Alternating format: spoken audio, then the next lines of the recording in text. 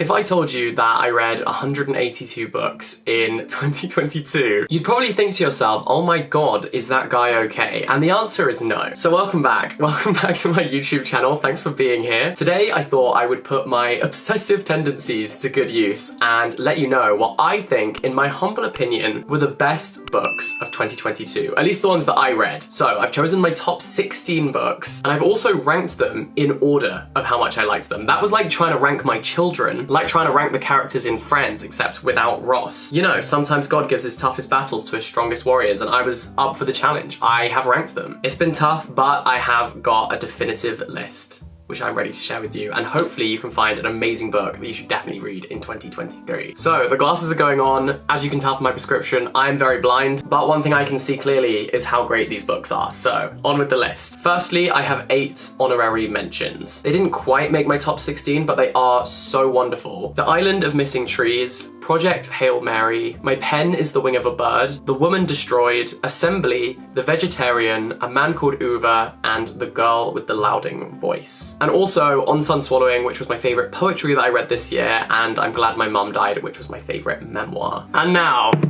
drum roll please! Yes, I do my own stunts on the Jack Edwards YouTube channel. In at number 16, we have An Olive Grove in Enns. This follows a man dreaming of escaping the Bristol neighbourhood that he grew up in, which he refers to as Enns, which is very, very British, and I have to say, I would be reluctant, I would definitely have hesitation about recommending this book to someone who isn't British. Like, if you're American, the slang in this book will sound like a foreign language to you. There is a lot of very British slang vocabulary, but I think it gives the book so much heart. It feels so real, and it's young people written by a young person. I think it's so frustrating when you read like teenage characters or young adults written by someone who is considerably older and they just get it so wrong. This book gets it so right, and although it is super colloquial, it's also so eloquent and articulate and astute and so lyrical at the same time. It is the perfect blend, and as a result it just feels so authentic and also so unique. It's a really confident authorial voice and an absolutely stunning portrait of this one man's volatile life, which is full of blackmail and drugs and murder and love and loss and family and dreams, and we watch his coming of age. It's also a study on religion, specifically in a modern context, as well as class systems in modern Britain, and also holds up a magnifying glass on family dynamics. I will warn you, it's a very tough read, just full of suffering, and the fact that the author is 23 years old, or at least he was when this was published, is just totally outrageous because it's so self-assured for a debut. Next, we have The Bread the Devil Need, and you need to read this. This was my personal winner from the shortlist of this year's Women's Prize nominees. Unfortunately, that counts for nothing because I'm not on the judging panel and my opinion has no weight at all, but I loved it. This book is so great. It toes the line between tragedy and comedy, and it's unlike any book I've ever read before because it's written entirely in Creole dialect. We follow Alethea, who is Trinidadian, and she runs this boutique which sells kind of like carnival costumes, and she's approaching her 40th birthday, which is encouraging her to kind of look back at her life and be super introspective and unravel things that have happened to her in her life over this 250-page tour de force. It's so poignant. She had me in the palm of her hand. This is one of those characters who you feel like you know, and then you end up missing once you turn the final page and close the book. Again, such a distinctive voice, a really vibrant and colourful story, great peripheral characters, but it's also, again, plagued with violence and cruelty. And this is both at the hands of the police and also as a result of misogyny. It's graphic and overwhelming because of how immersive it is as a reading experience. Like, the character is painted so vividly that every bad thing that happens to her is so piercing. And I also thought there was a great build-up of tension which eventually explodes, and it's so gripping. And at number 14, we have Milkfed by Melissa Broder. Now, I had read work by Melissa Broder before and didn't love it, but I believe in second chances, and this was the biggest surprise of the year for me. It's one of those books that has completely stayed with me since reading it, for better or for worse. I think I'm actually still processing it, maybe. And look, it's called Milkfed, and we are being fed with beautiful writing. We were being well nourished with delicious prose. It's a book about food and mother-daughter relationships and obsession, about being Jewish, about love, about lust, and we follow a woman who has essentially replaced religion with calorie counting. Obviously with that comes a huge trigger warning for anyone who struggles with disordered eating. I wouldn't recommend this book to you. The descriptions and the metaphors and the symbolism is so mesmerizing and also at times disgusting. But like mesmerizing and disgusting at the same time. It is absolutely unhinged, but so good. Not a word is wasted. Everything is there for a reason, and I loved it. But before I jump into talking about the next book, I wanted to tell you about something that I've actually been working on throughout this year, as well as reading, and that is studying French. And hands down, one of the best decisions that I made this year was using Lingoda, who have very kindly sponsored today's video. And I'm buzzing because this is a website that I used every single day throughout 2022 because I'm taking online French classes and they're so easy to book. The class sizes are the perfect size so that everyone gets involved. It's really engaging. I really found that my confidence to speak French like out loud to real people improved so much. And you know, your wins with learning a language come in all shapes and sizes. Sometimes that's just learning some vocab and being able to remember it in a class. Sometimes it's being able to use that language in a real context. Like I had to go to the doctor and explain everything in French. And helpfully I had done a Lingoda class on exactly that. And sometimes you have great wins when the language just comes to you when you need it. And the great thing is that Lingoda is all about progress and building up those wins and celebrating them. You can learn English, business English, French, Spanish, and German. And because classes are happening all the time, you can be really flexible with when you do them. And the coolest thing about Lingoda is that you can do a language learning sprint. And a sprint is where you pay for your classes, and over 2 months, if you do the super sprint and you attend every single class, you can get 100% of your money back. So that's one class every day for 60 days, which is only an hour. It's so doable. I did a language sprint and I actually got all of my money back and I was buzzing. It was the perfect way to motivate myself. So that's the super sprint, but there's also the sprint option where if you attend 15 classes per month, you get 50% of your money back. The next sprint starts very soon, so head to the link down below.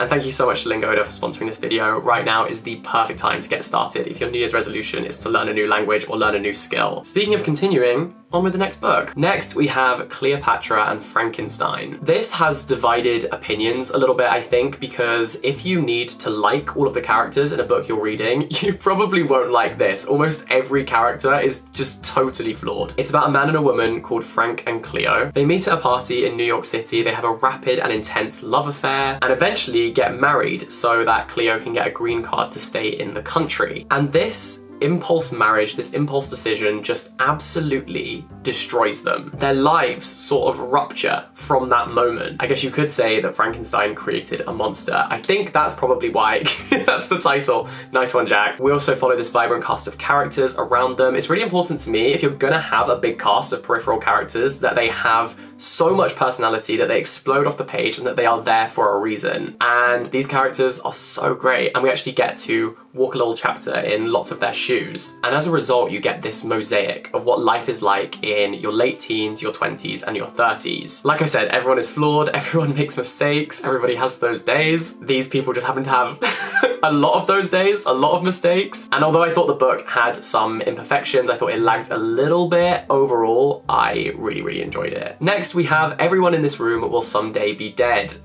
If you read this book in public, you might get a few odd glances, and I'm speaking from experience. I've been lending out a lot of these books to friends, which is why I don't have them all here with me to show you. And when I gave this book to a friend, the post-it note that I put on the cover to explain like what the book was about in a quick sentence read, "Manic anxious lesbian accidentally causes chaos." And I think that's just the perfect description of this book. We basically follow a woman who finds out that there is free therapy happening at a local church. But when she turns up, she accidentally walks into a job interview, gets the job, and just rolls with it. As you can expect, the novel just descends into absolute carnage from that point, and it's really worth the slow start for the eventual payoff. This is a book you can just fly through and it's bonkers, but really good fun. Sticking with the theme of books that are very funny, in at number 11 we have Sorrow and Bliss by Meg Mason. This is so razor sharp that at times it genuinely reads like a stand-up comedy routine. It's a very appropriate title because it finds humor in life but also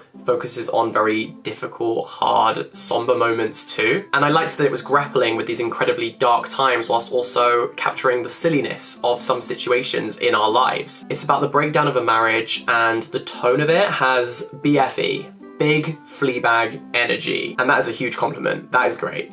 Okay, now we're into the top 10, and this is definitely the realm of like, if I could give these books 6 out of 5 stars, I absolutely would. I would invent a whole extra star just for these books because they were that good. In at number 10, Swimming in the Dark. For me, this book was the perfect blend of domestic, personal politics and identity right at the foreground, while national and international politics bubble away in the background and occasionally bubble over and infiltrate the narrative. This is a coming-of-age story about a first queer love, super inspired by Giovanni's Room by James Baldwin, which is another incredible book, and it's set in the context of peace protests in Poland. It is so poetic, it is so tender, you are literally swimming through gorgeous prose, but it's also crushing and heartbreaking, and I am still recovering. So there you go, that is my gift to you. You know, if a book hurts my soul, I will be recommending it, and that's quite a consistent trend on this list. The number 9 spot is taken by At Night All Blood is Black. And if you're subscribed to this channel, which you should be, by the way, you'll have heard me talk about this book a lot. It is short but searing, and it packs such a punch. And it's about a man from Senegal who is fighting for the French army when his friend is injured, and his friend is in so much pain. He basically says to him, please kill me, put me out of my misery, and our protagonist just cannot bring himself to do that. And this decision, which happens in a split second, causes this character to just descend into madness, and that's what the rest of the book is about. It's disturbing and alarming and utterly devastating, and I'd highly recommend. What does that say about me? I'm not sure. If you had a bingo card for this video and you had Greek mythological retelling on that bingo card, you can cross it off, my friend. You knew this was coming, but my top Greek mythology that I read this year was Elektra. Not a single person is surprised to see a Greek mythological retelling on this list, but Elektra was so great. This is the story of the Trojan War, but told from the perspectives of the female characters, which is so refreshing because that narrative in particular is always kind of centering the men. It's super engaging. I think that Jennifer Saint is an expert in explaining mythology in a very accessible way. You are introduced to every character as if you have no prior knowledge of the mythology, which I think is really, really important. And I loved it. Electrifying.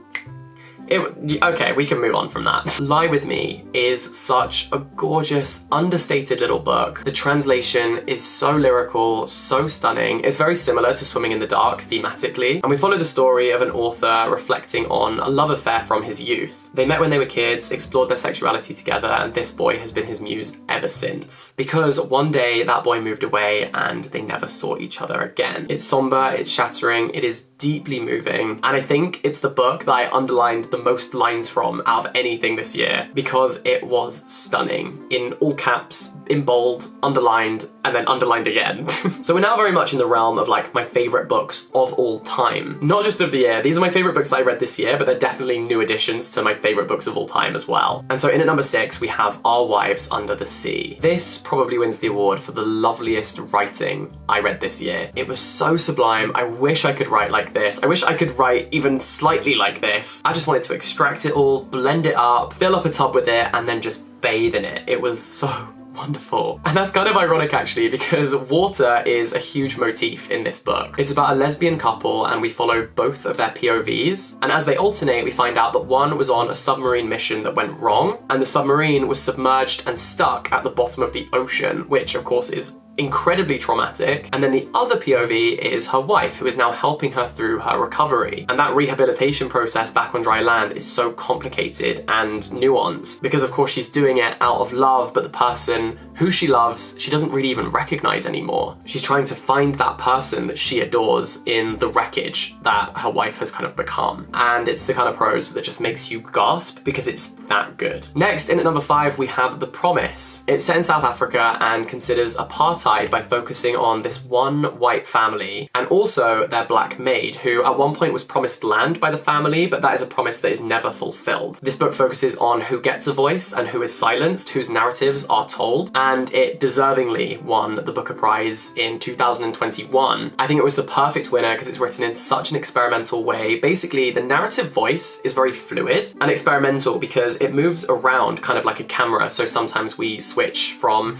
different people's point of views, sometimes it's from an inanimate object, and what slowly builds up is this rich tapestry of a completely unflinching and sharp social and character study. No one in this book behaves perfectly because that's how real humans are. And also the book is divided up into 4 parts, and each part is the funeral of one of the characters. I found it completely captivating, like the kind of book that I finished and then immediately literally wanted to write an essay about. And like, if you want to write an essay about a book, that's how you know it's good. In at number 4, a book that I read right at the end of the year, this is Nightcrawling. And this book wrecked me. Wrecked me. Don't crawl. Run to the bookstore, because this book just reads like poetry. We follow a girl stuck in poverty who will just do anything for the people that she loves. And unfortunately, her very difficult financial situation leads her to escorting. When she's then caught up in a police scandal, her world just totally flips. And the book is genuinely one of the saddest things I've ever read or encountered. This was another character that I genuinely missed once I'd stopped reading her perspective. And I just wanted to give her a hug. Like the whole time I just wanted to reach my hands into that book and just be like, it's gonna be okay. But Nightcrawling, so excellent. At number 3, in 3rd place, we have Happy Hour. This is kind of refreshing to have at this place on the list because it is unlike any of the other books because it just has joy at the absolute center. It's an absolute romp, I adored it, and it's about these 2 girls who have just moved to New York. They make dumb decisions, they spend all their money on frivolous things and having fun. They have ridiculous encounters, the best and worst times, and it is just genuinely really refreshing to see joy as the absolute focal point of a book. The book is as frivolous as the characters are, but so witty. The observations are brilliant and funny, and I just had so much fun with this book. I thoroughly enjoyed it. See, I have range. I don't just like sad stuff. Occasionally I recommend something like this. Anyway, back to sad stuff.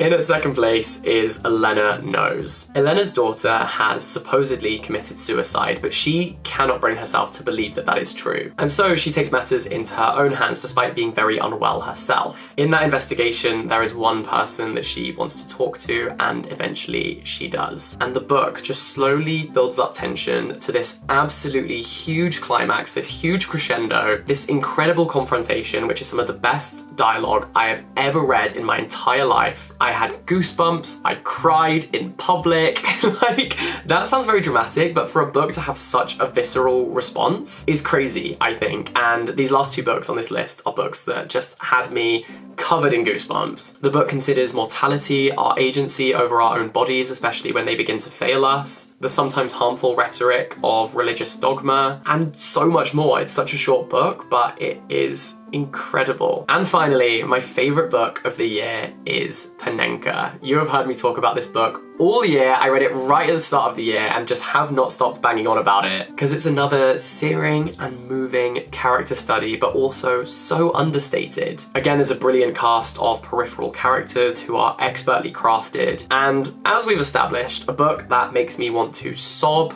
and ugly cry will always make its way to the top of my list, and here it is. This had me bawling on a very busy train because it's just so quietly sad and somber. Devastating writing in this tiny little book just blew me away. And it really is like a domestic tragedy. It's a story of a family who have just been broken down by a public shaming, which was basically the result of a bad thing that happened in the main character's football career. And now that character is essentially trying to rebuild his life and give himself a second chance at happiness. I loved the observations on life and human nature, and Ronan Hesse is just the most fantastic observer of what real people are really like. I think he articulates these universal truths so perfectly and eloquently, and so compactly as well, which I think is a real talent. It is appropriate that this book has a painting on the cover because it is a work of art. So lyrical, so self-assured, so astute, and just so exquisite. I was obsessed with this, and hopefully if you pick up one of these books in this list, then you will be too. So thank you very much for watching this video. I hope that you enjoyed these book recommendations. I'm excited for another year of reading. I'm intrigued to see what books will make it onto my best books of 2023 list. If you want to come along for the ride, you absolutely can. I would love that. You can press subscribe down below. I promise it's not always as depressing as